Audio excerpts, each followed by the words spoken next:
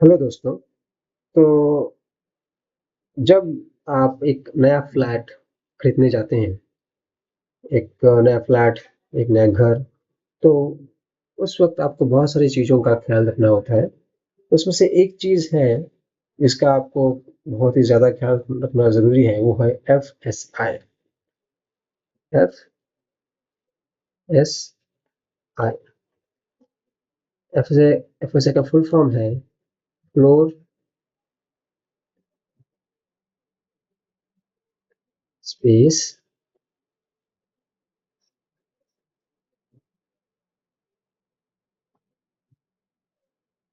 Index.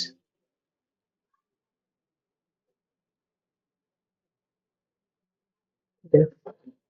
FSI को हम FAR भी कहते हैं। दोनों का मतलब सेम ही होता है। FAR मतलब होता है फ्लोर एरिया रेशियो। अब इसका हमने नाम तो जान लिया। अब इसका इम्पोर्टेंस क्या है वो हम जानते हैं, और पहले समझते हैं कि ये होता क्या है। तो मान लीजिए कि एक बिल्डिंग है, पर बिल्डिंग तो बनती है ज़मीन के ऊपर है। ठीक है? और मान लेते हैं कि वो ज़मीन जो है, ये ज़मीन है। ज़मीन का एरिया है 100 मीटर स्क्वायर। एग्जाम्पल के लिए मान लेते हैं कि 100 मीटर स्क्वायर उस ज़मीन का एरिया है। तो एफएसआई से हमें ये मालूम पड़ता है कि कितना कंस्ट्रक्शन उसमें हो सकता है। मतलब अगर किसी ज़मीन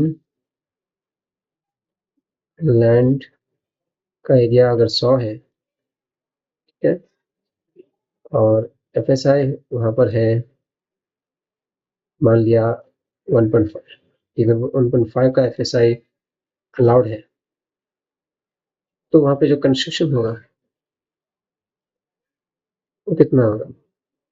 वो होगा लैंड का एरिया इंटू एफएसआई। तो ये केस में हो जाएगा 150। तो 150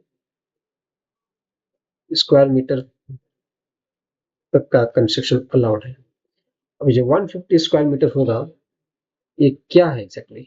ये है उस बिल्डिंग में जितने भी फ्लैट बनेंगे, उन सारे फ्लैट्स का जो कारपेट एरिया है वो मिलाकर 150 स्क्वायर मीटर होना चाहिए। तो मतलब अगर ये है कि अगर एफएसआई ज्यादा होगा, अगर हम इस 100 को मैं मल्टीप्लाई कर दूं दो, मान लीजिए कि उस बिल्डिंग के लिए 2 का एफएसआई मिला हुआ है, तो 200 स्क्वायर मीटर तक का कंस्ट्रक्शन कर सकते हैं। अगर वहां का एफएसआई 3 मिला हुआ है, तो 300 स्क्वायर मीटर तक का कंस्ट्रक्शन बिल्डर कर सकता है। जितना ज्यादा एफएसआई होगा, बिल्डर उतने ज्यादा कंस्ट्रक्शन कर सकता है, उतना ज्यादा उसके पास इन्वेंट्री होगी बेचने के लिए। तो ये तो बिल्डर के लिए फायदा होता है कि जितना ज्यादा बिल्डर को एफएसआई मिलेगा, उतना ज्यादा उस जमीन के ऊपर वो फ्लैट्स बना के बेच सकता है। पर एक जो बायर है, उसके लिए एफएसआई जानना इम्पोर्टेंट क्यों है?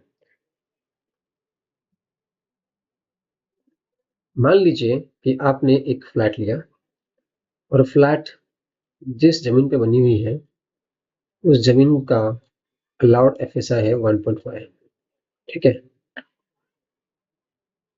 अब होगा ये कि आज से 50 साल बाद, 40 साल बाद, कुछ 60 साल बाद, जब भी उस बिल्डिंग का रीडेवलपमेंट होगा, ठीक है, तो रीडेवलपमेंट जब होगा, तो उस वक्त गवर्नमेंट ने मान लिया, हम मानते हैं कि 4 का एफएसआई आपको अलाउ कर दिया कि आप 4 तक एफएसआई यूज कर सकते हैं।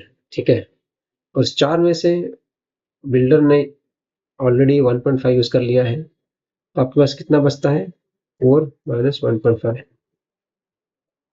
आपके पास 2.5 है यूज करने के लिए, आपके पास मतलब आपकी जो हाउसिंग सोसाइटी होगी, क्योंकि जमीन सोसाइटी की हो जाती है। अगर आप अगर राइट नाउ बिल्डर ने 2 लेट्स बट राइट नाउ अगर बिल्डर ने ऑलरेडी 3 का एफएसआई यूज कर लिया है और मानते हैं कि भविष्य में ये 4 उसका मैक्सिमम कैपेसिटी होगा, तो 4 माइनस 3 जो बिल्डर ने ऑलरेडी यूज कर लिया है, इतना अलाउड है। आपके पास बचता है सिर्फ 1 का एफएसआई।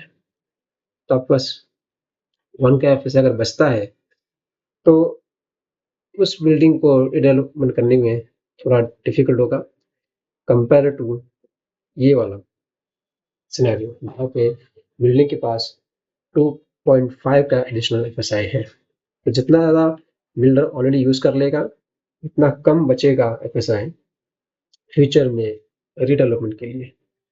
तो आप ये जरूर देख लीजिए कि बिल्डर ने कितना एफएसआई यूज कर लिया है जब आप उस बिल्डिंग में कोई फ्लैट खरीदते हैं। तो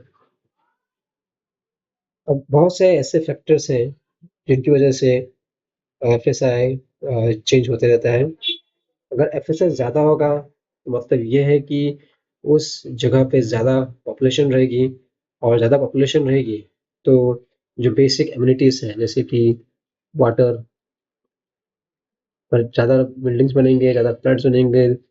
मेरा मतलब है अगर ज़्यादा एफएसआई होगा तो ज़्यादा फ्लैट्स बनेंगे और उतना ही ज़्यादा पानी गवर्नमेंट को सप्लाई करना पड़ेगा, और उतने ज़्यादा सोशल एमिनिटीज जैसे गार्डन हो गया, ये भी देना पड़ेगा गवर्नमेंट को। तो गवर्नमेंट इसलिए एफएसआई को कंट्रोल करती है। उसके बाद जिन जगहों पे